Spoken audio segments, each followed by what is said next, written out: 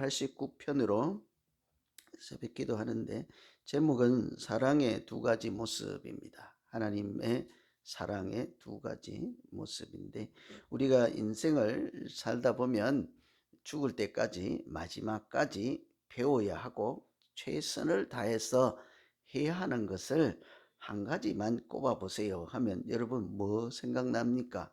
죽는 순간까지 돈 버는 것은 배워야 돼요. 이러진 않을 거잖아요. 그죠? 죽는 순간까지 밥 잘 먹고 사는 것은 요리하는 법을 배워야 됩니다. 이러지도 않을 거잖아요. 그죠? 그때 되면 저도 안 먹습니다. 이렇게 나오지 않습니까?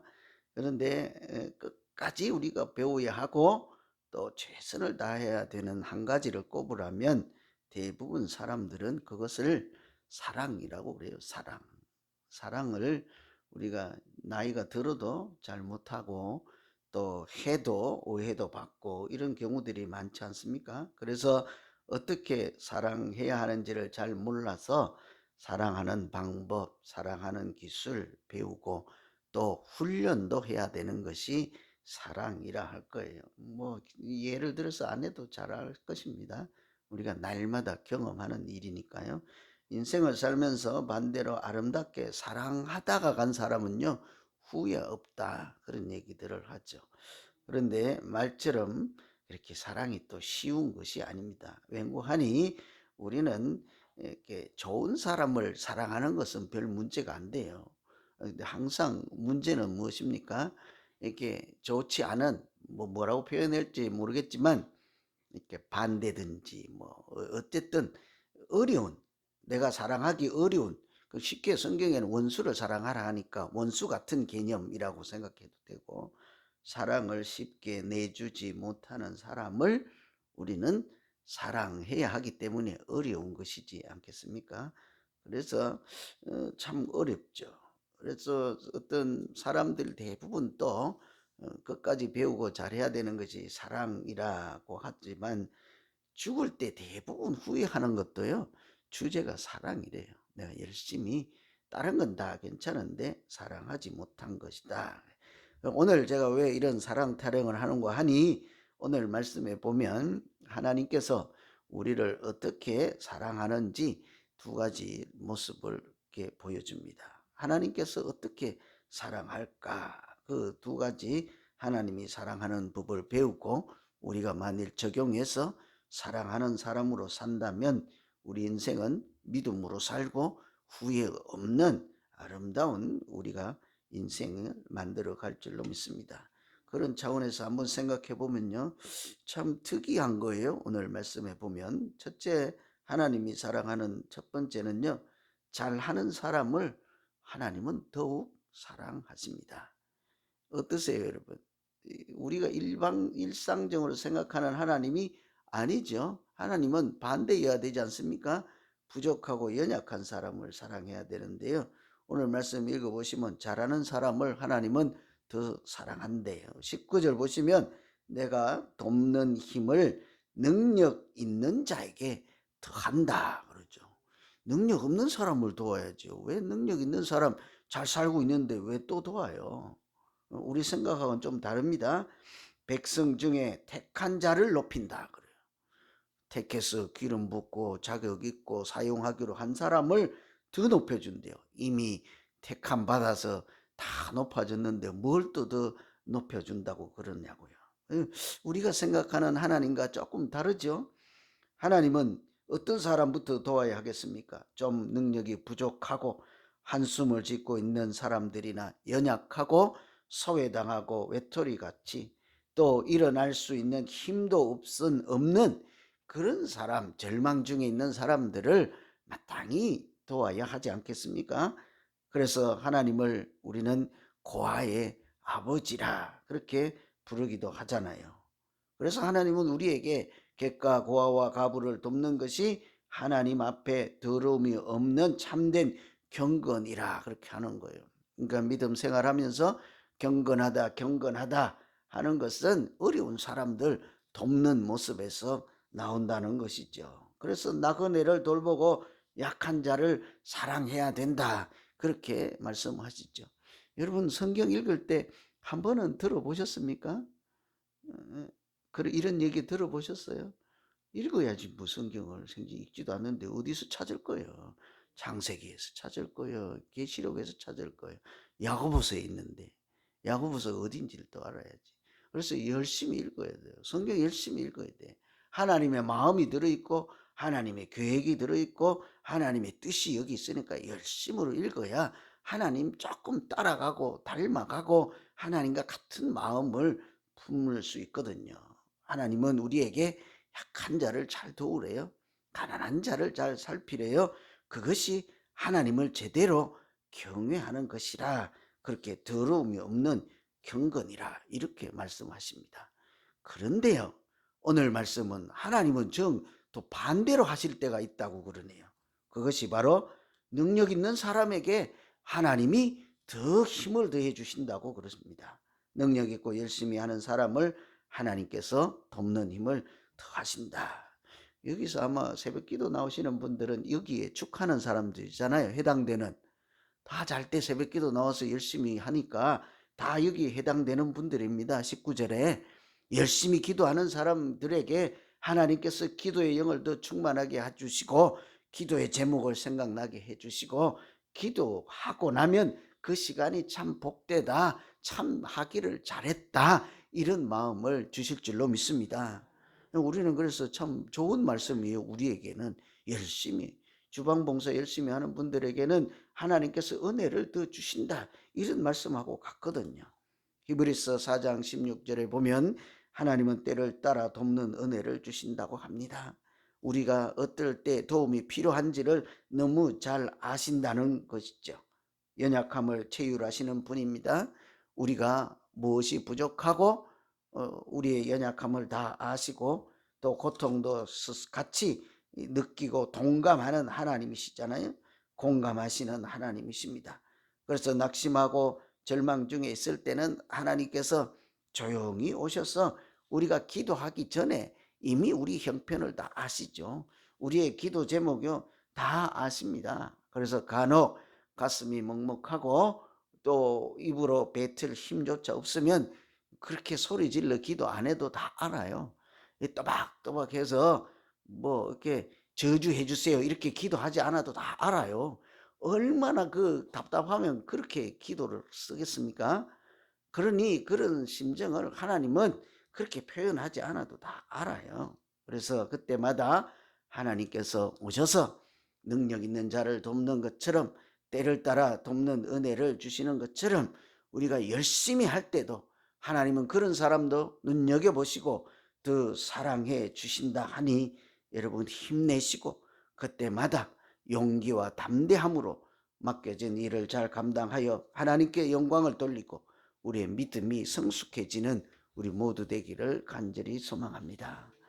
새벽 기도할 때 이렇게 용기를 내고 열심히 하시면 좋겠습니다. 두 번째, 오늘 말씀에 따른 하나님의 사랑 또 한 가지는 실수하는 사람도 변함없이 사랑하신다 그랬죠. 28절에 보면 그를 위하여 나의 인자함을 영원히 지키고 그와 맺은 나의 언약을 굳게 세운다 그러고 있습니다.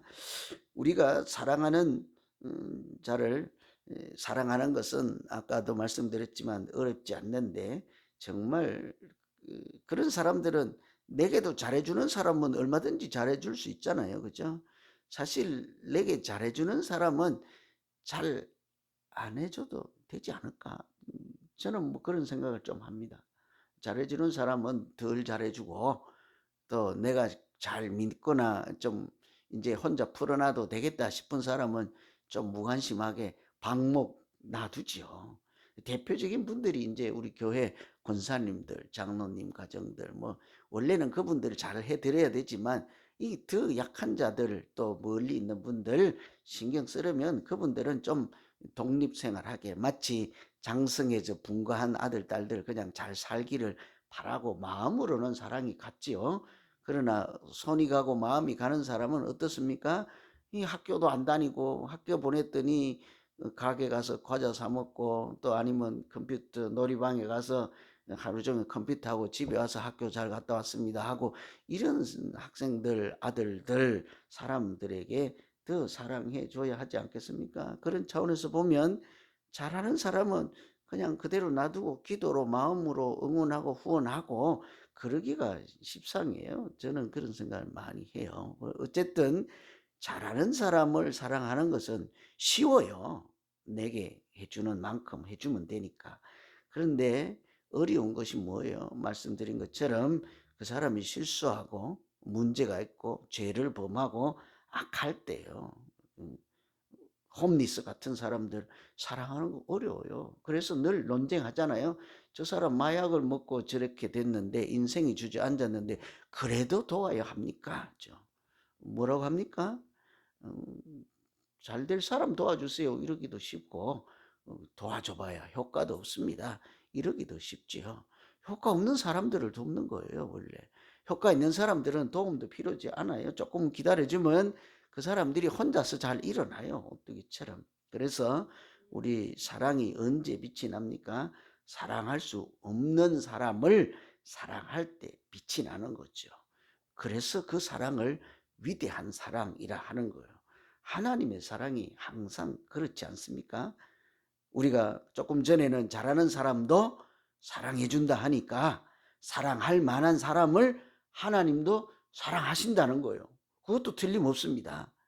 그런데 반대도 하신다는 거예요. 실수하고 문제가 있는 사람도 하나님은 변함없이 사랑한다는 거죠. 정반대잖아요. 우리는 그 중에 뭡니까? 한 개만 하는 거죠. 한 개만. 잘하는 사람에게는 잘해줄 수는 있죠. 그러나 못하는 사람, 문제가 있는 사람들을 여전히 품고 가는 것은 사람이 하기는 어렵습니다. 이것이 우리의 맹점이겠죠. 오늘 말씀 중에 보면 참 눈물겨운 말씀이 있어요. 잘 읽어보세요. 우리가 죄를 범하면 하나님의 징계하시고 책망을 틀림없이 하십니다. 오늘 32절에 보면 죄악을 벌하리로다 이랬대. 하나님이 실수를 하고 죄를 범하고 악을 하면 가만두지 않습니다. 틀림없이 심판하시고 책망하시고 사랑하는 아들에게도 회초리를 드시고 인정사정 없는 분이 하나님이십니다. 무서운 하나님이에요. 우리 생각하는 것보다 아주 눈물 한 방울 나지 않을 정도로 냉정한 것이 하나님이십니다. 뭐 별것도 아닌 죄 하나 지어봐요. 목숨이 그냥 그 자리에서 날아가 버리죠. 너희는 다시는 저렇게 따라하지 말라. 영원히 저 족속들은 이 하나님 나라의 생명책에 기록되지 못할 것이라. 어떨 때 보면 좀 섬찟해요. 하나님이. 그죠? 무서워요. 그런데 그것이 다가 아니고 33절에 뭐라고 합니까? 앞에는 죄악을 벌하리로다. 거기에다 죄악을 하나님은 반드시 심판하십니다 하고 그러나 나의 인자함을 그에게서 다 거두지 아니하시고 나의 성실함도 패하지 아니하신다. 33절을 붙들고 읽으면서 통곡해야 돼요. 우리가 날마다 실수하고 잘못해도 하나님이 뭐래요? 그 사랑을 다 거두어드리지는 않겠다는 거예요. 내가 너를 이제부터는 모른다 하지 않는다는 거예요. 언제요? 죄를 범했을 때, 죄악 중에 있을 때, 실수하고 있을 때예요. 죄인이라도 사랑을 다 거두지 않겠다고 합니다. 책망을 받을지라도 성실하심을 중단하지 않겠다고 합니다. 하나님의 열심은 우리의 열심에 비할 바가 못 되죠. 하나님의 사랑은 우리의 사랑하고 그냥 비교조차 할 수 없죠. 흉내낼 수조차도 없습니다. 한 번, 두 번 우리가 실수하고 실패할지라도 하나님이 후회하는 마음이 든다고까지 해요. 하나님이 사람을 지으신 것을 후회하신대요. 얼마나 그렇겠습니까? 아마 우리가 살아가는 모양을 보면 날마다 그러실 거예요. 하나님께서 보시면 뭐 저런 놈들이 다 있나 이러지 않겠습니까? 내가 사랑하고 기뻐하는 자라고 했는데 어제는 이렇고 오늘은 이렇고 하루가 다르니 내가 견딜 수가 없거나 후회한다라고 할 수 있을 거예요. 제가 좀 협박하는 거 아니고 노아의 홍수 전에 하나님이 하신 말씀이잖아요.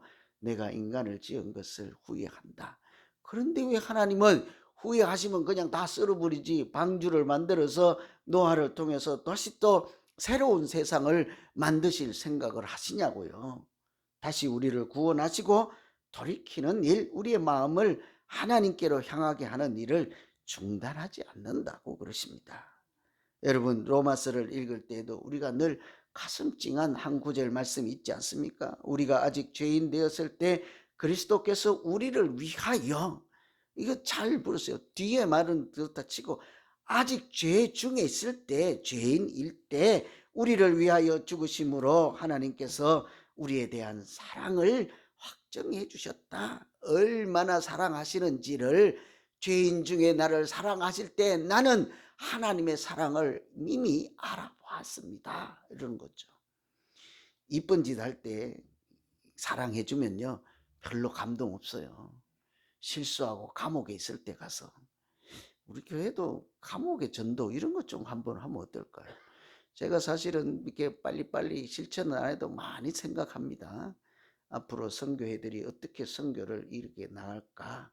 제가 여러분 수준 또는 속도에 맞게 천천히 그냥 할 뿐이에요.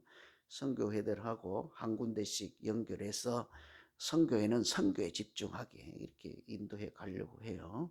이렇게 뭐 먹고 마시고 놀고 이런 거는 1차적 이제 문제죠. 그래서 교도소 선교, 특히 남자들 아니겠다. 남자들 가는 것보다 여성분들이 가는 게 더 좋겠다. 어머니의 마음, 부드러운 마음, 품어주는 마음으로. 어쩌다 한번 실수해서 교도소에 가서 있는 사람들을 하나님 사랑처럼 아플 때, 울고 있을 때, 병들어 있을 때, 실수할 때 조금만 터치해 줘 보세요. 얼마나 감동하겠어요. 하나님이 우리를 그렇게 사랑하신대잖아요. 아직 죄인 되어 있을 때 아들을 십자가에 내어주심으로 사랑을 확정해 주셨으니, 그것을 읽고도 눈물 흘리지 않으면 그 성경을 마음으로 읽었다고 할 수 있겠습니까? 그냥 까만 거는 글씨고 그냥 흰 거는 종이고 이렇게 읽고 지나가고 말았지. 이거는 로마서 5장 8절에 있는 말씀, 뭐 대학 시험 준비하십니까? 한 구절을 읽어도 눈물로 읽어야지, 마음으로, 감동으로 읽어야지. 나 같은 죄인 살리신 하나님이라고 그 구절 볼 때마다 찬송해서 두 팔 벌려 손들고 하나님 앞에 항복하며 살아가는 것이 믿음으로 하나님을 만난 사람들이 살아가는 모습일 줄로 믿습니다. 그래서 죄인도 품어주시고 도망가는 사람도 끝까지 붙잡아 주시고 그의 마음을 돌이켜 사명자로 사용도 하시고, 나는 할 수 없다 하고 주저앉아 있는 사람도 하나님은 포기하지 않고 계속 은혜를 베풀어 주십니다. 이런 사랑에 빚진 자가 여기 있는 우리 모두이지 않겠습니까?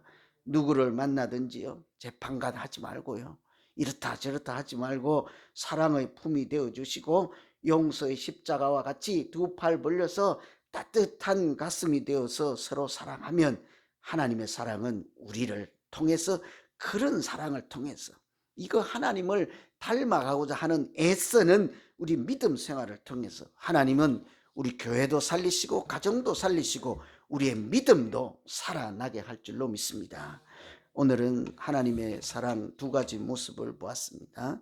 잘하는 사람도 격려하시고 능력을 더해 주시지만 실수하는 사람도 끝까지 붙잡아 주시고, 인자하심을, 하나님의 사랑을 죄인에게도 다는 거두지 않고 그래도 사랑하신다는 약속의 말씀이지 않겠습니까? 여러분, 마음에 들려진 하나님 말씀 붙잡고 이 시간 우리 같이 한번 기도하겠습니다. 각자 무슨 소리가 들렸습니까? 저 사람 뭘 저렇게 설교하나 그러지 말고 여러분이 그냥 직접 하나님께 들은 말씀 붙잡고 기도하세요. 하나님, 내가 이렇습니다. 하나님, 흉내라도 내게 해주시고, 불가능한 사랑하며 인생 얼마 남지도 않은 인생입니다. 며칠 몇 시간 남지도 않은 인생을 아름답게 살게 해 주십시오. 하는 말마다 고운 말, 덕을 세우는 말하고 비난하는 말 하지 않게 하시고 영혼을 살리는 말하며 하나님 흉내를 조금이라도 내서 그리스도의 향기 나는 우리 교회 되게 해 주십시오. 우리 같이 한번 기도하겠습니다. 하나님,